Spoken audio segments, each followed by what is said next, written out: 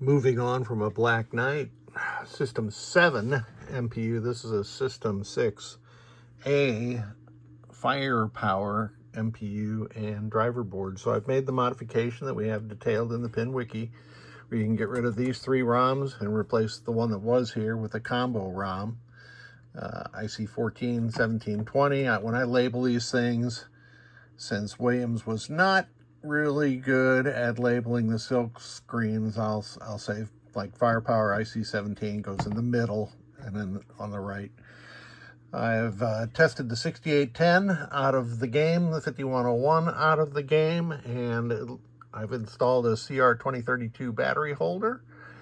There was some corrosion here, so I have abated that and replaced the 74LS02 that goes here. There was corrosion way down here, so I've abated all that. There were a couple of bypass capacitors and a couple of 4.7K resistors here also.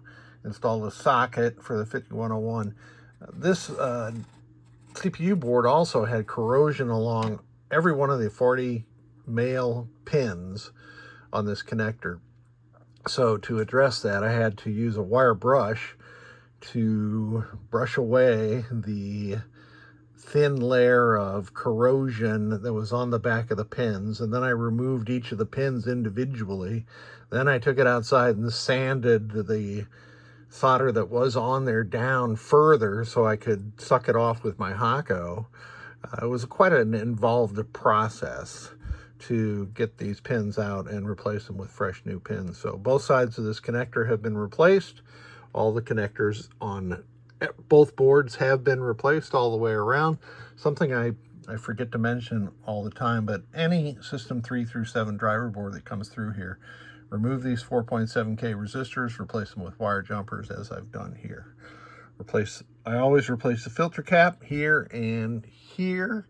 I always add a blanking indication, and I need to put a label on there to tell the client what that illuminated LED means. Now, this is my first trip through here. Let me reboot. Since I've got a battery on there, we should boot into a track mode, which we have done. And the lamp matrix is operating. And the only coils that are solenoids that are turned on right now is the coin lockout and that solenoid 15, which is an attract mode flasher. So let's put it into test.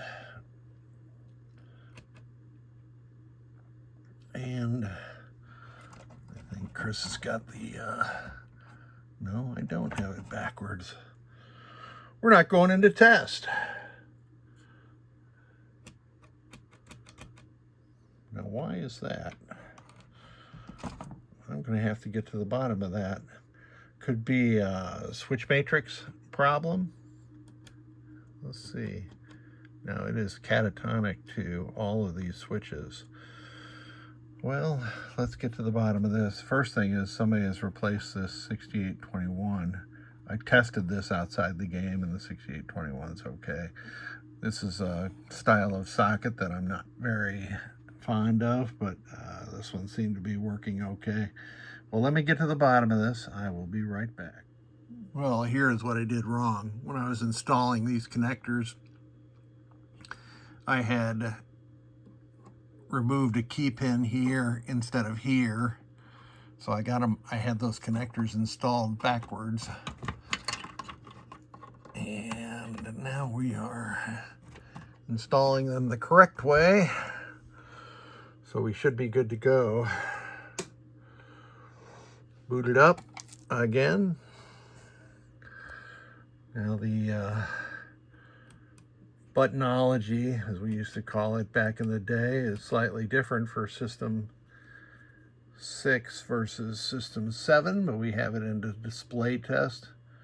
Buttonology is a term that we used to use when I was working on the AV-8B Harrier jump jet. I did a lot of the cockpit controls and displays back then. That was so much fun, programming a real-time embedded computer in the Navy standard ANAYK-14 assembly language, which I can still remember a bunch of the mnemonics for. That's the coin lockout coil. It was just extinguished. And we had a special solenoid glitch there. Q10 is suspect. Let's let it come around again and watch very closely.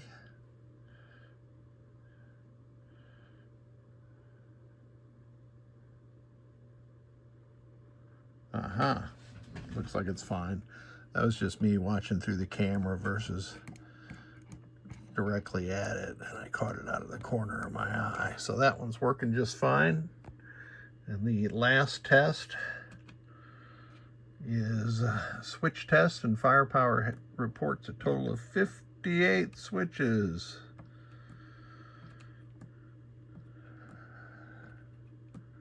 55, 56, 57, 58. Perfect. And then we get into audits and adjustments. It's not going to do me any good to set this game to free play. If I were to do that, I would change setting 18 to 0. I have a 2032 on the board right now, but I cannot ship with the lithium-ion battery. So that'll have to come off, and the client will have to set it to free play on his own.